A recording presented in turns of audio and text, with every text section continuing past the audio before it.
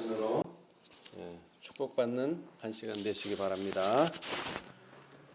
자, 우리가 지난 몇 주 동안에 걸쳐서 이 계수에 대해서 살펴봤는데요. 오늘은 그 세 번째 시간입니다. 세 번째. 우리가 무언가를 세어본다는 것은요, 회고해보고 또 확인하고 그 다음에 앞으로 나아가기 위해서 확신하는 그러한 과정들이 필요합니다. 그래서 자서전에도 보면은 우리가 현 위치에 이르기까지 한 걸음 한 걸음씩 전진하여 하며 여행한 우리의 과거 역사를 회고해 볼 때 나는 하나님을 찬양하자고 말할 수 있다. 주님께서 행하신 역사를 바라볼 때 나는 경탄과 우리의 인도자이신 그리스도께 대한 확신으로 충만해진다. 우리는 주님께서 우리를 인도해 오신 길과 우리의 과거 역사를 통하여 주신 그분의 가르침을 잊어버리는 것 외에는 미래를 위하여 두려워할 것이 전혀 없다. 이렇게 자서전 196페이지에 말씀하셨습니다. 사실 잊어버리지 않으려면요, 계속 세어보면 됩니다. 계속. 그리고 그것을 레위기서에는요, 책임질하라 이렇게 표현했어요. 책임질. 그래서 정한 동물의 두 가지 특성은 굽이 갈라지고 책임질을 해야 됩니다.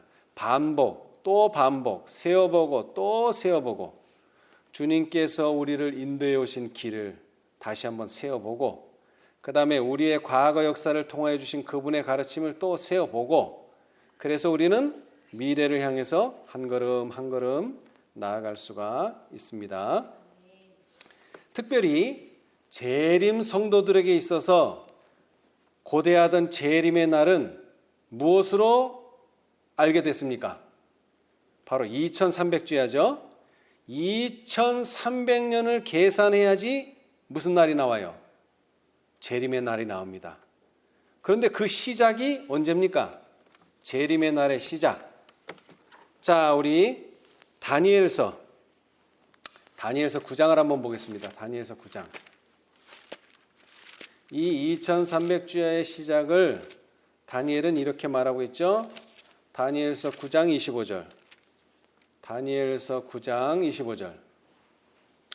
그러므로 너는 깨달아 알지니라. 예루살렘을 중건하라는 영이 날 때부터 기름 부음을 받은 자 곧 왕이 일어나기까지 7일에와 62일에가 지날 것이요. 이렇게 말하고 있어요. 다시 말하면요, 시작이 언제입니까? 2300주의 시작. 예루살렘을 중건하라는 영이 날 때부터입니다. 자, 그럼 제가 다시 한번 말씀드릴게요. 예루살렘의 중건을 시작한 날입니까? 시작이? 아닙니다. 그 다음에 예루살렘 중건이 마친 날입니까? 그것도 아닙니다. 정확히 뭐예요? 예루살렘을 중건하라는 영 또는 조서 또는 지시 또는 명령이 날 때부터 계산하는 겁니다. 이게 바로 믿음으로 말미암은 의예요. 약속으로 기초해야 돼요. 우리는 자꾸 내가 뭐를 한 날부터 시작한 날부터 그 마친 날부터 완성한 날부터 자꾸 계산하려고 하는데 그러면 안 맞아요. 이게 약속으로부터 시작해야 돼요. 뭐 하라는 약속? 그런데 예루살렘을 중건하라. 왜 중건입니까? 중건이라는 말은 다시 건축한다는 거예요. 왜 다시 건축해요? 바벨론 때문에 무너졌기 때문에 그래요. 이게 무너졌어요. 무너지지 않았으면 건축할 일이 없죠. 그래서 재건축하라는 명령이 날 때부터, 지시를 받을 때부터, 명령을 받을 때부터 계산하라는 것입니다. 자, 여러분, 우리의 신앙에 있어서 예루살렘은 어떻습니까? 예루살렘 중요하죠. 왜 중요합니까? 예루살렘이 죄인들을 속죄하기 위해서 어디로 가야 돼요? 제사 드리려면 어디로 가야 돼요? 예루살렘 가야 돼요. 왜? 거기에서만 속죄의 봉사가 이루어지기 때문에. 그 다음에 주님께 드리는 예배의 중심제예요. 그래서 사마리아인이 물었잖아요. 지금도 예루살렘이 가하냐? 아니면 또 다른 데가 있느냐? 왜? 예배의 중심지입니다. 예루살렘은. 그 다음에 절기마다 찾아가는 곳이 어디예요? 예루살렘입니다. 그래서 예루살렘이 중요해요.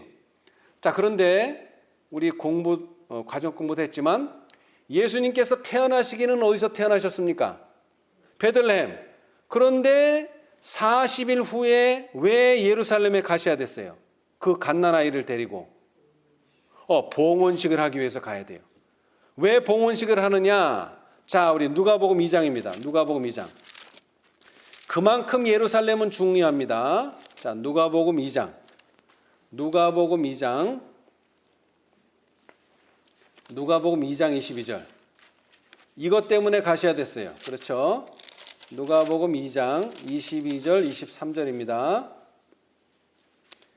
모세의 법대로 결례의 날이 참에 아기를 데리고 예루살렘에 올라가니 이는 주의 율법에 쓴 바 첫 해에 처음 난 남자마다 주의 거룩한 자라 하리라 한 대로 아기를 주께 드리고. 사실은 주께 드리고 왔습니까? 도로 데려왔습니까? 데려왔죠. 대신 뭐를 바쳐야 돼요? 속전을 바쳐야 돼요. 속전을 바치는 대신 이 아이는 데려갈 수 있어요. 그러나 첫 해에 처음 난 남자, 두 단어로 말하면 뭡니까? 두 글자로 하면 장자. 장자마다 뭐라고요? 거룩한 자예요. 주의 거룩한 자. 이 장자의 명분에 세 가지 정도가 있는데 그 중에 하나가 뭡니까? 바로 메시아가 이분에게서 난다는 거. 그 다음에 제사장이 된다는 거. 그 다음에 재산의 두 몫을 받는다는 거. 이렇게 장자에게는 아주 훌륭한 특권이 주어져 있습니다. 그러나 이 예수님이 바로 장자로 태어나셨기 때문에 40일밖에 안 됐지만 예루살렘에 가서 보고를 해야 돼요. 그렇죠? 그래서 시대의 소망에는 이렇게 기록했습니다. 제사장은 그의 공적인 의식을 행했다. 그는 아기를 그의 팔에 안고 제단 앞에서 그 아기를 쳐들었다. 아기를 어머니에게 돌려준 다음에 그는 장자의 명부에 예수라는 이름을 기입하였다. 그는 그 아기가 자기 팔에 안겼을 때에 이 아기가 바로 하늘의 주제시여 영광의 왕이신 줄은 생각지 못했다. 그러나 하여튼 장자의 명부에 이름을 기록하기 위해서 40일밖에 안 되니 갓난아이가 예루살렘을 방문해야만 했습니다. 그 정도로 예루살렘은 중요한 곳입니다. 모세의 법대로 초태생 또는 장자에 관한 모세의 율법대로 그분께서는 성전의 첫 번째 기록을 남기셔야 돼요. 그렇죠? 자, 그런데 이제 과거로 거슬러 올라갑니다. 수천 년을 거슬러 올라가면 출애굽이 나와요. 출애굽 시대로 거슬러 올라가면 이때에도 또 장자가 나옵니다. 10번째 재앙이 뭐예요? 누가 죽습니까? 장자가 죽어요. 초태생이 죽어요. 그런데 예수님이 성전에 봉헌은 했지만 다시 데려올 수 있었던 것처럼 이들의 생명이 죽어야 하지만 죽지 않는 유월절의 경험을 할 수가 있습니다. 뭐를 할 때만 그렇죠? 문설주에 피를 바를 때만. 무슨 피라야 됩니까? 아무 피나 안 되죠? 어린 양의 피, 1년 된 어린 양의 피를 바를 때만 살 수 있습니다. 그러나 이 죽음은 그저 장자만 죽는 죽음은 아닙니다. 왜? 장자는 뭐라 그랬어요? 창세기 49장 3절에 르벤은 야곱의 장자죠. 너는 내 장자요 나의 능력이요 나의 기력의 시작이라.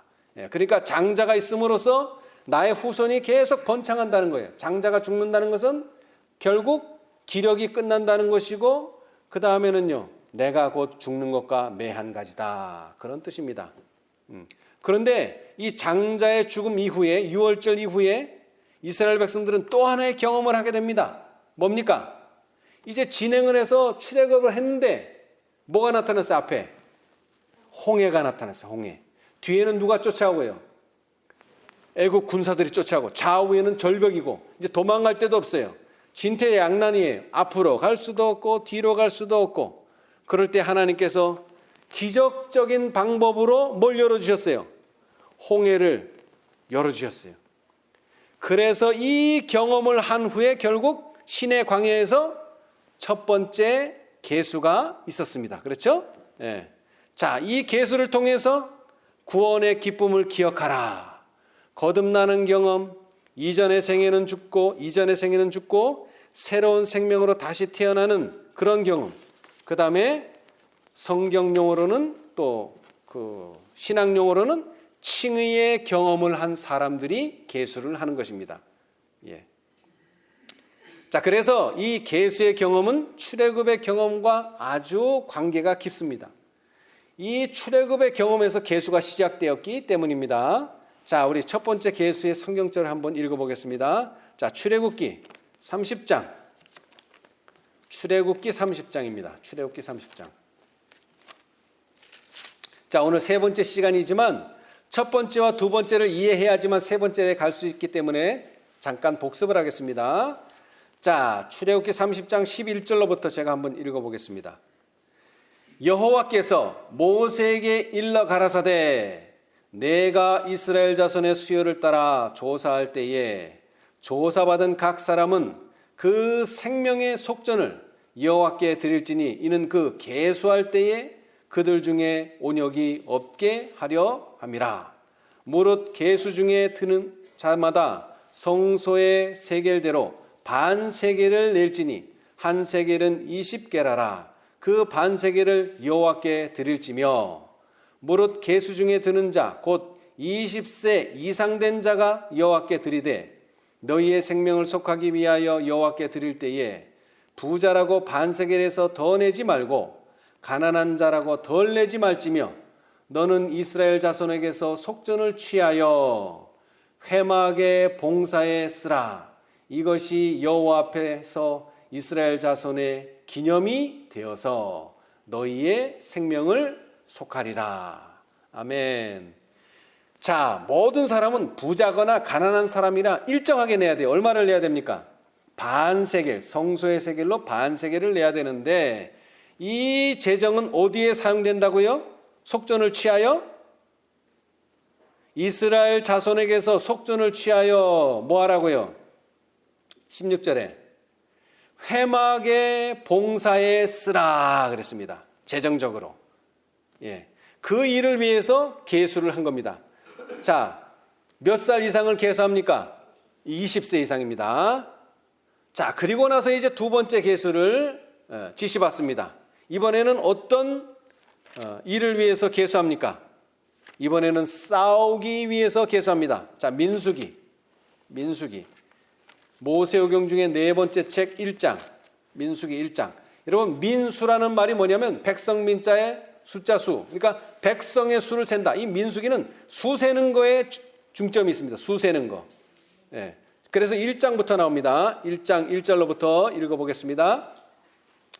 이스라엘 자손이 애굽 땅에서 나온 후 제2년 2월 1일에 여호와께서 시내 광야 회막에서 모세에게 일러 가라사대 너희는 이스라엘 자손의 모든 회중 각 남자의 수를 그들의 가족과 종족을 따라 그 명수대로 계수할지니 이스라엘 중 20세 이상으로 싸움에 나갈 만한 모든 자를 너와 아론은 그 군대대로 계수하되.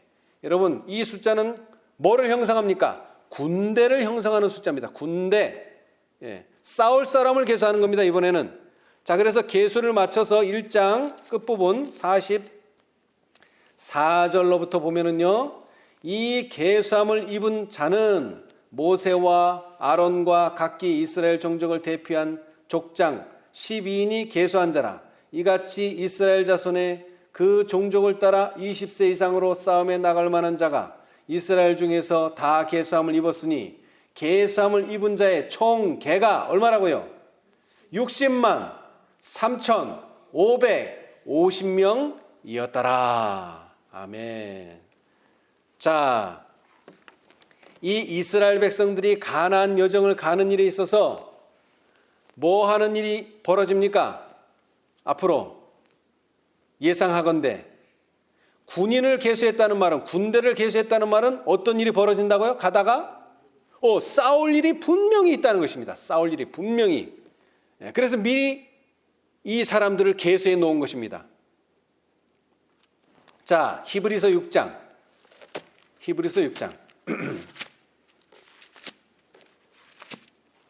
이 가나안, 약속의 땅으로 간다는 말은 완전한 데에 나아가는 것을 말합니다. 완전한 데.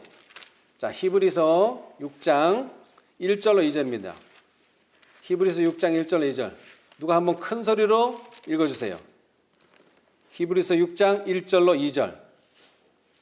그러므로 우리가 그리스도 도의 초보를 버리고 죽은 행실의 생실을 회개함과 하나님께 대한 신앙과 칭예들과 안수와 죽은 자의 부활과 영원한 심판에 관한 교훈의 틀을 다시 닦지 말고 완전한 데 나아갈지니라. 아멘. 자, 어디로 나아가라고요? 완전한 데 나아갈지니라 그랬습니다. 예. 그런데 그 완전한 데 나아가려면 뭐가 불가피하다고요? 싸움이 불가피하다는 것입니다. 첫 번째 계수가 칭이라면 두 번째 계수는 성화의 경험을 말합니다. 예. 성화를 하려면 싸움이 있어야 돼요. 이것은 그런데 영적인 싸움을 말합니다. 영적인 싸움. 예. 자, 우리 성화에 대해서 한 말씀만 읽어보겠습니다. 성화에 대해서. 자, 사도행적 565페이지. 사도행적 565페이지입니다. 사도행적 565페이지.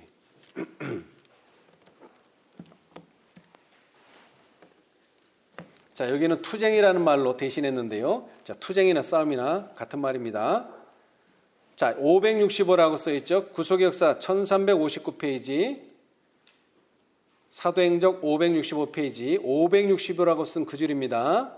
참된 성화는 완전한 사랑, 완전한 순종, 하나님의 뜻에 대한 완전한 일치를 의미한다. 여기 보세요. 완전히 자주 나오죠? 완전한 사랑, 완전한 순종, 하나님의 뜻에 대한 완전한 일치. 예, 우리는 완전한 대로 나아가야 됩니다. 우리는 진리에 순종함으로 하나님께 대하여 성화되어야 한다. 우리의 양심은 살아계신 하나님을 섬기려는 필사적인 노력으로 성화되어야 한다. 우리는 아직 완전하지 않으나 이기심과 죄악에 얽매이는 것을 끊어버리고 완전으로 전진하는 것이 우리의 특권이다. 위대한 가능성들, 높고 거룩한 도달점들이 모든 사람이 미칠 수 있는 범위 안에 있다. 이 시대에 많은 사람들이 거룩한 생활에서 더 큰 진보를 하지 못하는 이유는 하나님의 뜻을 그들이 하고자 하는 대로 해석하기 때문이다. 자신들의 욕망을 따르면서도 그들은 저희가 하나님의 뜻을 따르고 있다고 믿고 있다. 그들은 자아와의 투쟁이 없다. 여러분, 누구하고 싸워야 돼요? 자신과 싸워야 돼요. 자신과. 그들은 자아와의 투쟁이 없다. 한동안은 향락과 안위를 위한 그들의 이기적 욕망에 대한 투쟁에서 성공하는 사람들이 있다. 그들은 성실하고 열성이 있으나 계속적 노력과 날마다 죽는 생애와 끊임없는 수고의 실증이 난다. 게으름이 마음을 끌고 이기심을 죽이는 것은 싫은 일처럼 보인다. 그리하여 그들은 졸리는 눈을 감고 유혹의 세력에 대해 저항하는 대신 거기에 빠진다. 하나님의 말씀에 제시된 지시사항들은 죄악과의 타협의 여지를 남기지 않는다. 하나님의 아들은 만민을 당신께 이끄시기 위하여 나타나신 바 되셨다. 그분은 세상을 잠자게 하려고 오신 것이 아니라 최후의 하나님의 도성의 문에 도달할 사람들이 모두 걸어가야 할 좁은 길을 가리키려고 오셨다. 그분의 자녀들은 그분께서 길을 인도하시는 곳으로 따라가야 한다. 여허한 안일이나 이기적 방종을 희생하더라도 어떠한 수고나 고통을 치를지라도 그들은 자신과의 계속적인 투쟁을 유지하여야 한다. 아멘. 자, 그런데 이 싸움을 싸우는 데 있어서 승리의 비결이 있습니다. 이것이 중요한데요. 자, 이제 이스라엘 백성들이 가다가 보니까, 계수가 끝나고 가다가 보니까 누구를 만났습니까? 싸움의 상대를 만났어요. 이것은 이스라엘이 전쟁을 건 게 아니라 아말렉이 먼저 전쟁을 걸어왔습니다. 아말렉이 전쟁을 걸어왔어요. 자, 그랬을 때에 그들이 한 전쟁의 방법을 좀 봐야 되는데요. 자, 우리 이번에는 출애굽기 17장입니다. 출애굽기 17장. 출애굽기 17장. 우리는 이 방법을 잘 보고 이 방법대로 하면 우리는 항상 승리합니다. 출애굽기 17장 9절. 8절서부터 읽어보겠습니다. 때에 아말렉이 이르러 이스라엘과 르비딤에서 싸우니라. 사실 이스라엘은 전쟁할 준비가 돼 있습니까? 안 돼 있습니까? 아직 안 돼 있어요. 그런데 누가 전쟁을 걸어왔어요? 아말렉이 걸어왔어요. 그러면 어떻게 됩니까? 싸워야죠. 전쟁을 걸어왔는데 피할 수는 없어요. 마귀를 뭐하라? 대적하라 그랬지 피하라 그러지 않았어요. 대적해야 됩니다. 자, 그런데 그 방법. 자, 9절. 모세가 여호수아에게 이르되 우리를 위하여 사람들을 택하여 나가서 아말렉과 싸우라는 것이 지시입니다. 자, 먼저 뭐 하라고요? 사람들을 택해요. 어떤 사람들? 이미 계수된 사람, 20세 이상으로 계수된 사람들 중에 아말렉과 싸울 사람들을 택하는 것입니다. 자, 그 다음에는 뭐 하라고? 택했으면 나가서 아말렉과 싸우라. 이것이 하나님의 지시입니다. 내일 내가 하나님의 지팡이를 손에 잡고 산꼭대기에 서리라. 자, 싸우라 그랬으면 됐지 왜 모세는 산꼭대기에 선다 그랬을까요? 이제 거기에 이제 비결이 나옵니다. 자, 10절. 여호수아가 모세의 말대로 행하여 아말렉과 싸우고 모세와 아론과 훌은 산꼭대기에 올라가서 모세가 손을 들면 이스라엘이 이기고 손을 내리면 아말렉이 이기더니. 자, 이게 이제 재밌는 상황이 벌어집니다. 자, 싸움은 누가 합니까? 싸움은 여호수아가 택한 사람들이 싸워요. 근데 승리는 어디서부터 옵니까? 승리. 여호수아가 잘 싸우느냐, 여호수아가 택한 사람들이 잘 싸우느냐 못 싸우느냐는 관계없어요. 누구와 관계 있어요? 모세하고 관계 있어요. 모세. 특히 모세 뭐하고? 손하고 관계 있어요. 손을 뭐하면? 들면 이기고 내리면 지는 겁니다. 내리면 진다고 표현하지 않고 아말렉이 이긴다 그랬어요. 내리면 아말렉이 이기고 올리면 모세가 이깁니다. 네. 자, 그런데 이게 뭐 몇 시간이면 괜찮은데 점점 시간이 많아지니까 모세의 팔이 어떻게 돼요? 내려가죠. 자연스럽게. 12절. 그래서 모세의 팔이 피곤함에 그들이 돌을 가져다가 모세 아래에 놓아 그로 그 위에 앉게 하고. 여러분, 모세가 꼭 서 있을 필요도 없어요. 앉아도 돼요. 그런데 뭐가 중요해요? 손은 올라가야 돼요. 모세가 앉아있건 서있건 상관없는데 뭐는요? 모세의 손은 올라가야 돼요. 그렇죠? 아론과 훌이 하나는 이 편에서 하나는 저 편에서 모세의 손을 붙들어 올렸더니 그 손이 해가 지도록 내려오지 아니한지라. 그러니까 해가 지도록 누가 승리한 거예요? 이스라엘이 승리해서 결국 이스라엘의 승리로 끝났습니다. 예. 자, 그런데 우리는 그 올라간 손보다도 더 주목해야 될 게 있어요. 뭡니까? 그 올라간 손에는 무엇을 잡고 있었다고요? 지팡이를 짚고 있었다는 것입니다. 여러분, 손을 주목하지 말고요, 그 손에 쥐인 지팡이를 주목해야 합니다. 왜 그렇습니까? 모세가 이적을 행할 때마다 항상 나타나는 게 뭐예요? 이 지팡이예요. 자, 모세가 뭘 갈랐죠? 홍해를 갈랐죠? 그때 사용한 게 뭐예요?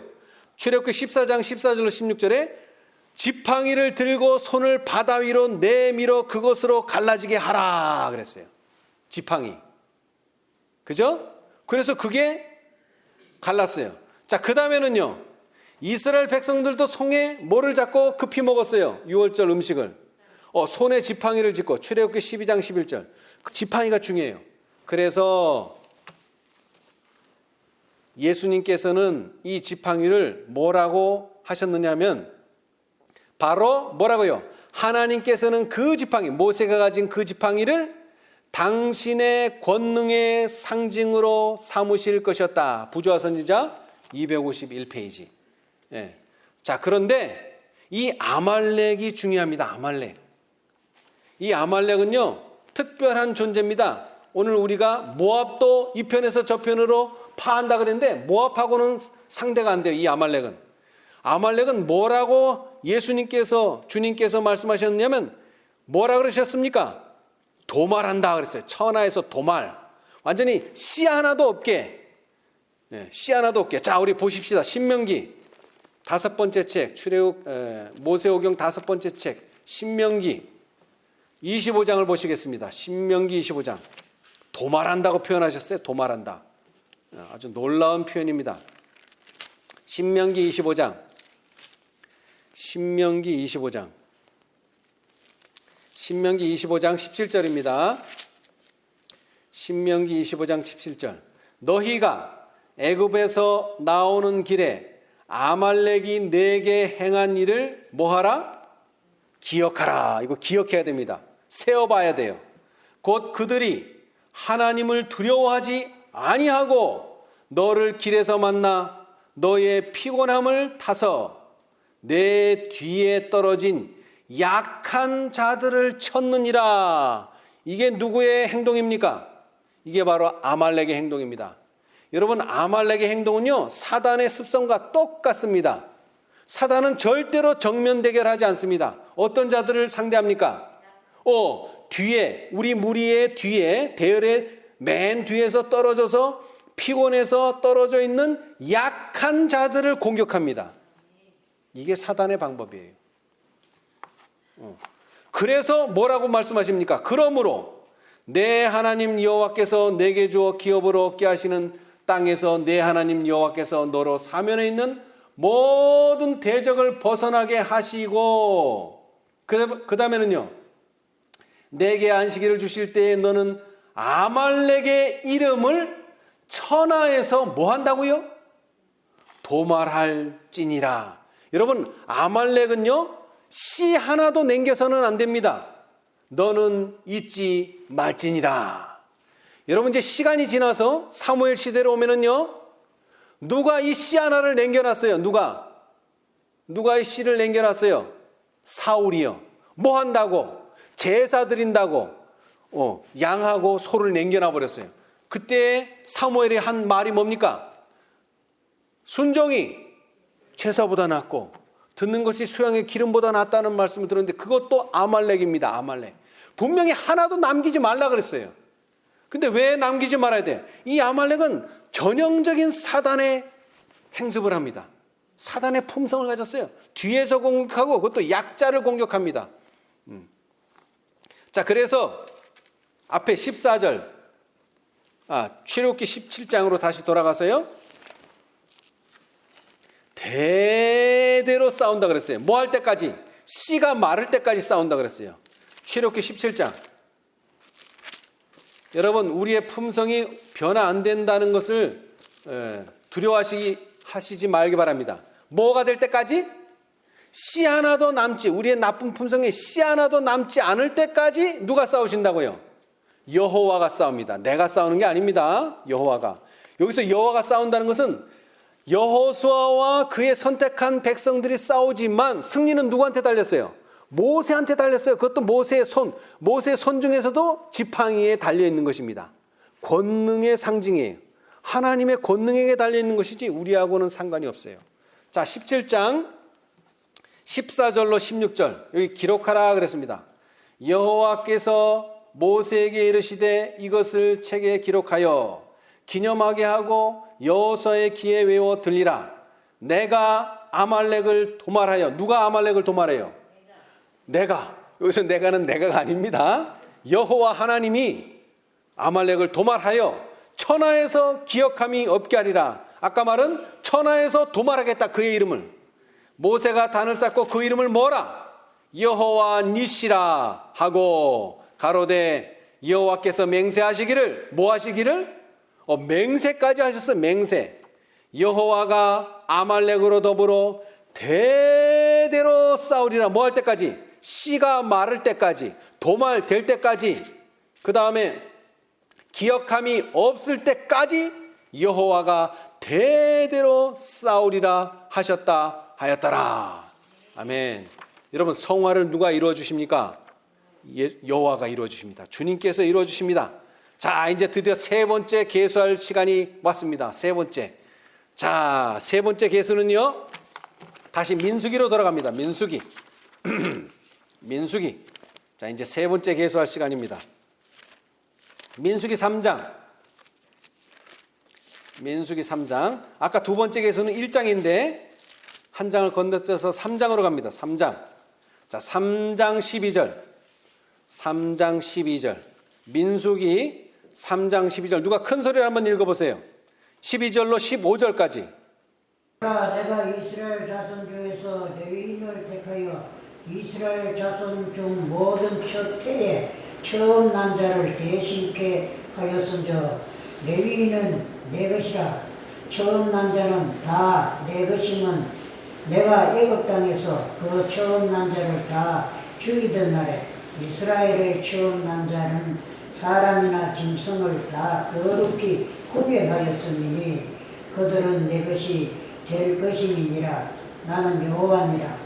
여호와께서 시내 광야에서 모세에게 일러 가라사대 레위 자손을 그들의 종족과 가족을 따라 계수하되 1개월 이상의 남자를 다 계수하라. 아멘. 자, 여러분, 아까 그 앞절에 보시면은 민수기 2장 32절 33절을 보시면 이상은 이스라엘 자손이 그 종족을 따라 계수함을 입은 자니 모든 진의 군대 곧 계수함을 입은 자의 총 개가 60만 3,550명이었습니다. 맞습니까? 예, 맞습니다. 자, 그런데 이 60만 3,550명 중에는 누가 없어요?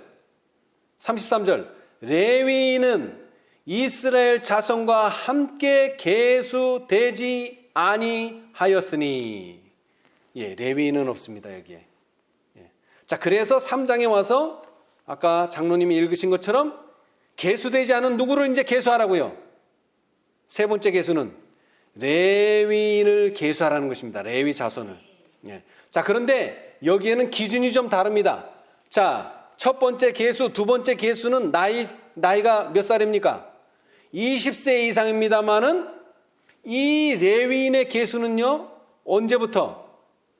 1개월 이상의 남자는 다 계수하는 겁니다. 레위 지파이면서 1개월 이상 된 사람은 다 계수하는 겁니다. 남자. 1개월 이상 된 남자. 자, 그래서 계수를 다 했더니 39절에 그 숫자가 얼마냐면 모세와 아론이 여호와의 명을 좇아 레위인을 각 가족대로 계수한 즉 1개월 이상 남자의 수요가 2만 2천 명이었더라. 몇 명이라고요? 2만 2천 명. 2만 2천 명입니다, 여러분. 2만 2천 명. 자, 그런데 이 계수는 좀 세 번째 계수는 좀 계수가 여러 번 있습니다. 자, 지금 누구를 계수했죠? 레위 지파를 계수했죠? 근데 레위 지파는 누구를 대신한다 그랬어요? 12절, 3장 12절, 민수기 3장 12절. 이스라엘 중에서 레위인을 택하여 이스라엘 자손 중 모든 첫 해의 처음 난 자를 대신케 하였은즉. 자, 여러분, 레위 지파는 누구의 대신입니까? 장자를 대신하는 것입니다. 장자. 예, 장자. 예. 그래서 지금 첫 번째 계수는, 세 번째 첫 번째 계수는 먼저 누구를요? 레위 지파를 계수합니다. 1개월 이상 된 레위 지파. 그런데 그 레위 지파는 누구라고요? 장자를 대신합니다. 그래서 다시 한번 또 계수를 하는데 이번에는 누구를 계수하느냐? 장자를 계수합니다. 장자. 46절. 이스라엘 자손의 처음 난 자가 레위인보다 273인이 더한즉, 그래서 계수를 해봤더니 43절 1개월 이상으로 계수함을 입은 처음 난 남자의 명수의 총계가 22,273명이었더라. 자, 첫 번째 계수는요, 레위 지파를 계수했어요. 그랬더니 22,000명이에요. 두 번째 계수는요, 이번에는 장자를 계수했어요. 1개월 이상 된 장자. 그랬더니 몇 명이에요? 22,273명. 이 숫자가 같아요, 달라요? 달라요. 근데 이걸 비교해야 돼요. 왜? 레위 지파는 누구를 대신한다? 장자를 대신해. 그러니까 장자 수를 세어봐야 돼요. 그랬더니 22,273. 레위 지파는 22,000. 그러니까 몇 명이 달라요? 오차가 273명이 달라요. 레위 지파가 많아요? 장자가 많아요? 장자가 많아요. 자, 46절 이스라엘 자손의 처음 난 자가 레위인보다 273인이 더한즉, 더 많으니까 47절 매 명에 5세겔씩 취하되, 다시 말하면 원래는 사람으로 대체해야 되는데 사람이 없으니까 273인분에 해당하는 속전을 내는 거예요. 레위 지파한테 주는 거예요. 그래서 얼마씩 한 사람 앞에? 5세겔씩, 5세겔. 자, 이스라엘 20세 이상으로 계수된 모든 하여튼 태어난 사람은 반세겔이면 돼요, 성전세가. 그러나 장자는요, 그거의 10배예요, 10배. 0.5세겔이 아니라 5세겔이에요, 10배. 5세겔을 내야 돼요, 장자는. 그런데 몇 명분을? 273명분을 내야 돼요. 그래서 50절 곧 이스라엘 자손의 처음 난 자에게 받은 돈이 성소의 세겔대로 1,365세겔. 그러니까 5 곱하기 273 하면 1,365가 나와요. 하여튼 그 세겔을 모아서 누구를 줘야 돼? 속전을. 이 속전을 여호와의 말씀대로 아론과 그 아들에게 주었으니, 제사장에게 줘야 돼요. 성소 봉사를 위해서. 자, 그런데 이 계수로 끝나는 게 아니에요. 계수가 좀 많아요. 세 번째 계수는. 자, 아까 뭐 계수했죠? 레위 지파 계수했어요. 자, 그 다음에는요, 장자 계수했어요. 자, 그 다음에 이제 마지막 세 번째는, 이번에는 제사장을 계수합니다. 제사장. 이번엔 제사장을 계수해요. 자, 46절. 자, 4장 46절. 모세와 아론과 이스라엘 족장들이 레위인을 그 가족과 종족대로 다 계수하니 30세 이상으로 50세까지 회막 봉사와 매는 일에 입참하여 일할 만한 모든 자, 곧 그 계수함을 입은 자가 얼마라고요? 8,580명이라. 그들이 그 할 일과 맬 일을 따라 모세에게 계수함을 입었으되 여호와께서 모세에게 명하신 대로 그들이 계수함을 입었더라. 자, 세 번째 계수의 마지막은 제사장을 계수하는 것인데, 이 제사장은 어느 자손 중에서만 나올 수 있어요? 예? 레위인인데 특별히 누구한테서요? 고핫 자손에게서만 나옵니다. 아론한테서만 뭐가 나와요? 제사장이 나와요. 이거 아주 중요합니다. 여러분, 레위 지파는요, 레위한테는 세 아들이 있었어요. 누구죠? 게르손. 첫째 아들은 게르손. 그 다음에는요, 고핫. 둘째 아들은 고핫. 셋째 아들은 무랄입니다. 그런데 모세와 아론은 누구의 아들입니까? 고핫의 자녀들이에요. 고핫. 그래서 이 고핫 중에서도 아론의 자녀들만 뭐가 될 수 있어요? 제사장이 될 수 있어요. 나머지는 성소 봉사에서 활용되지만 그 사람들은 레위인으로서의 여러 가지 직할 일들이 있습니다.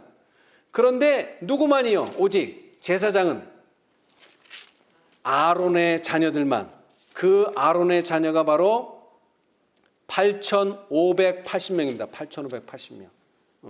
그 8,580명이 결국 제사장의 일을 하는 것입니다. 그래서 세 번째는요, 레위 지파를 계수하고요, 그 다음에 초태생과 계수해서 초태생의 많은 숫자에 해당하는 속전을 레위 지파 특별히 제사장에게 주고 마지막으로는 제사장의 수를 계산하는 것입니다. 예. 그런데 이것이 얼마나 재밌느냐면요, 바벨론에서 돌아온 사람들이 여러 부류의 사람들이 있었어요. 첫째는 누가 왔습니까? 첫째는 누가 왔어요? 누가 조서를 가져왔어요? 제일 처음으로.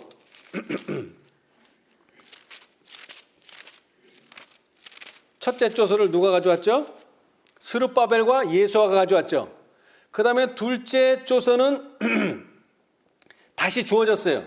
그래서 그 일에 학개와 스가랴가 도왔어요. 근데 세 번째 조서는 누가 가져왔습니까? 세 번째 조서. 에스라와 느헤미야를 보면 그 세 번째 조서는 에스라가 가져왔어요. 에스라. 그렇죠? 자, 우리 에스라 7장을 보겠습니다. 에스라 7장. 참 재밌어요. 에스라 7장. 세 번째 조서는 에스라가 가져왔습니다. 11절. 누가 한번 읽어보세요. 에스라 7장 11절. 에스라서 7장 11절입니다. 여호와의 계명의 말씀과 이스라엘에게 주신 율례의 학사겸 제사장 이스라엘의 아닥사스다 왕이 내린 조서 초본은 아래와 같습니다. 아멘. 자, 뭘 가져왔죠? 조서를 가져왔어요. 근데 이 조서는요, 첫 번째 조서도 아니고 두 번째 조서도 아니고 몇 번째 조서입니까? 이것이 세 번째 조서입니다. 자, 그런데 재미있는 것은요, 이 세 번째 조서를 가져온 사람이 에스라인데, 에스라가 하는 일이 뭡니까? 에스라가 하는 일이 뭐예요? 학사 겸 제사장이라, 이렇게 성경은 표현하고 있습니다. 자, 7장 1절, 같은 장 1절. 이 일 후 바사왕 아닥사스다가 위에 있을 때에 에스라라 하는 자가 있으니라. 저는 스라야의 아들이요 아사라의 자손이요 힐기야의 증손이요, 쭉 올라가가지고 마지막에 5절, 아비수아의 13대 손이요 비느하스의 14대 손이요 엘르아살의 15대 손이요 대제사장 아론의 16대 손이라. 아멘. 제사장의 자손입니다, 여러분. 제사장. 예. 그리고 2장 7절에는요, 2장 7절이 아니라 다른 성경절에 보면 학사 겸 뭐라 그랬어요? 학사 겸 제사장이라 그랬습니다.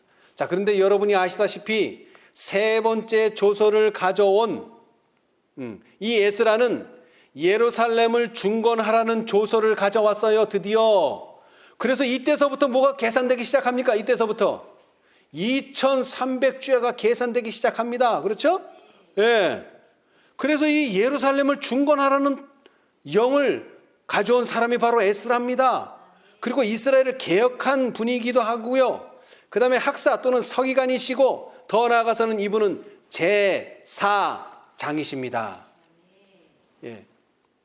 자, 우리 말라기서를 보겠습니다. 말라기서. 말라기. 구약의 마지막 책이죠. 말라기서 2장.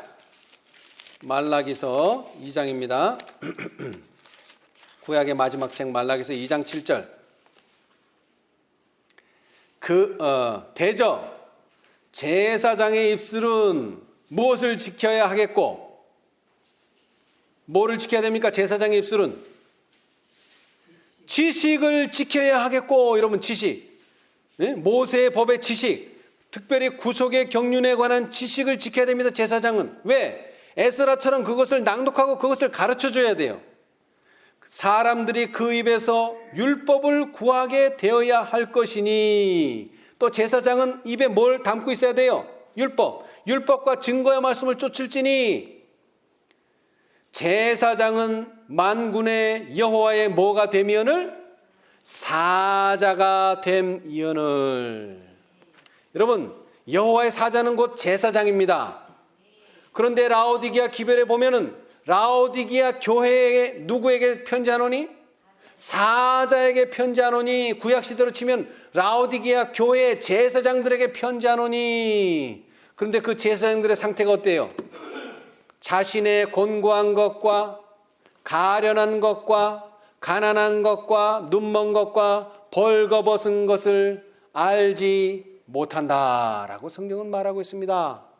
뿐만 아니라 동방의 박사들이 메시아에 대한 희망과 기대에 부풀어서 예루살렘 그 성서봉사의 중심지, 예배의 중심지를 방문했지만 그들은 뭘 당했어요?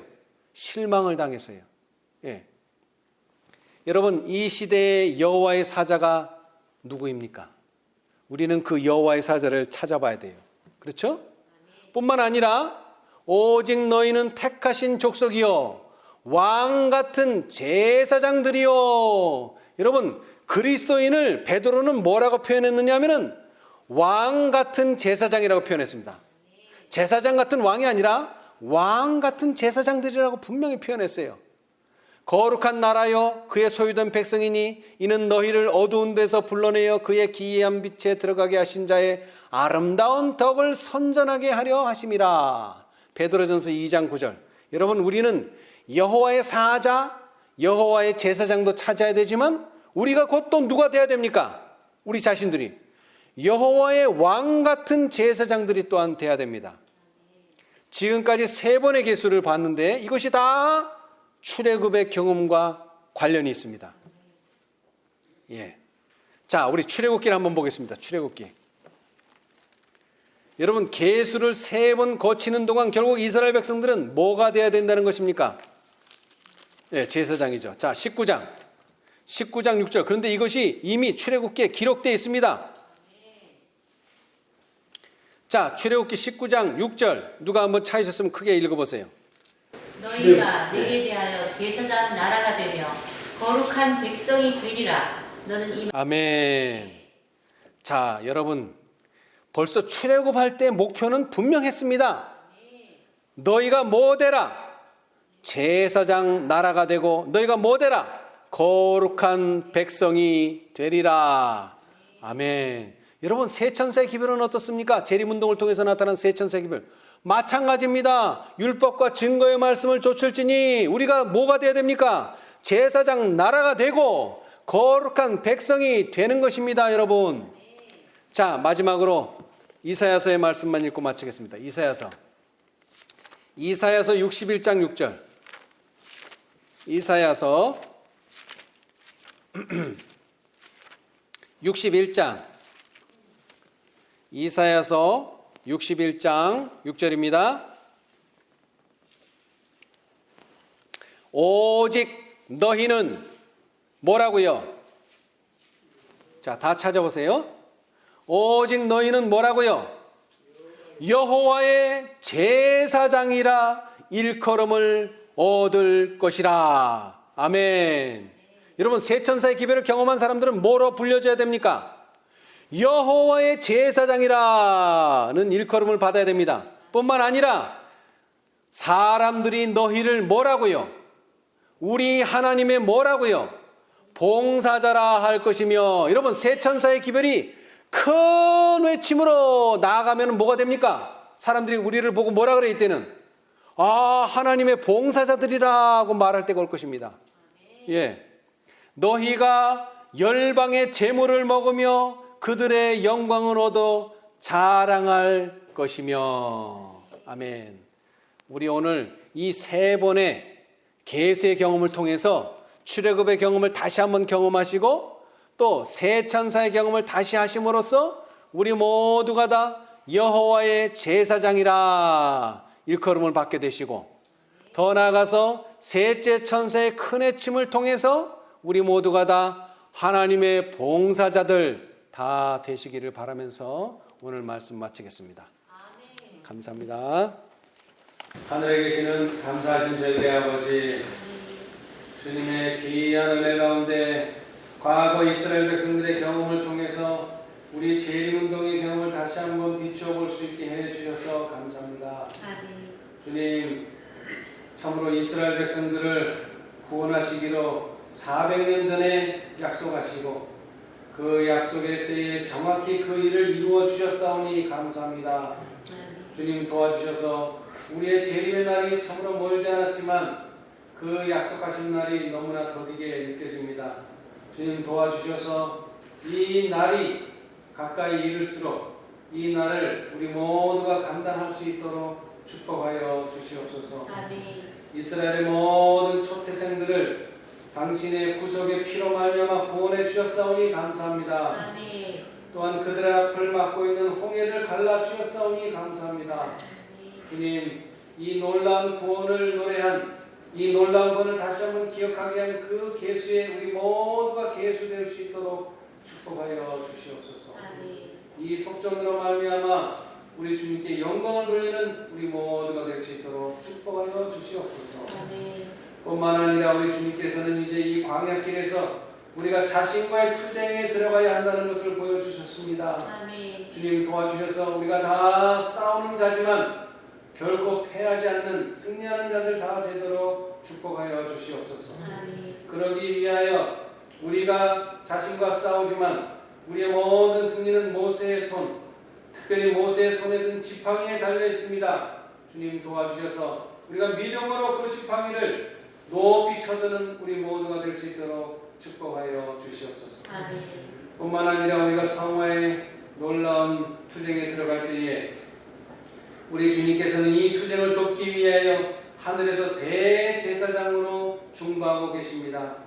주님, 이러한 제사장들, 레위인들이 필요하다고 하는 사실을 다시 한번 기억하게 도와주시옵소서. 그리고 특별히 이 제사장들이 계수되었다고 하는 사실을 기억하게 도와주시고 이 라오디게아 시대에 당신의 사자, 당신의 제사장들이 라오디게아 상태에 빠지지 않도록 축복하여 주시옵소서. 또한 이 계수를 통하여 우리가 다 도움을 얻고 인치는 기별을 받아 하나님의 14만 4천인에 다 들 수 있도록 또한 축복하여 주시옵소서. 그래야 그 수가 참으로 말미암아 우리 주님의 오시는 날을 감당할 수 있는 저희 모두가 되도록 인도하여 주시옵소서. 주님의 모든 섭리를 감사하며 또 특별히 우리 가운데 연약한 육체 연약한 형제 자매를 기억하여 주시고 모두가 다 이 놀라운 계수 속에서 승리하는 주님의 자녀들 되도록 축복하여 주시옵소서. 모든 것을 예수님의 이름으로